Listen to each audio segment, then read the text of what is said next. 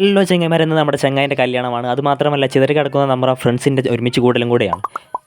അങ്ങനെ വർഷങ്ങളായി നീണ്ടുനിന്നിരുന്ന നമ്മുടെ ഫ്രണ്ട്ഷിപ്പ് ഇവിടെ പൂവണിയുകയായിരുന്നു. അങ്ങനെ കല്യാണ ചെക്കന് മാരേജ് ആശംസകൾ നൽകി ഞങ്ങൾ കുറച്ച് ഫോട്ടോസ് എടുത്ത് ഞങ്ങളൊരു സ്ഥലത്തേക്ക് ഇറങ്ങി.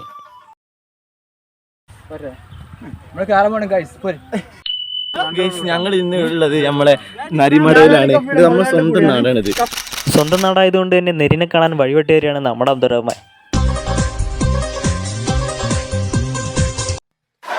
അതിനിടയിൽ പൂക്കളെ പറിച്ച് സ്നേഹിക്കുന്ന നമ്മുടെ ഫضل ഉസ്താദിന്റെ ഗാനമാലാപനം. ഒരു പൂ തന്നാൽ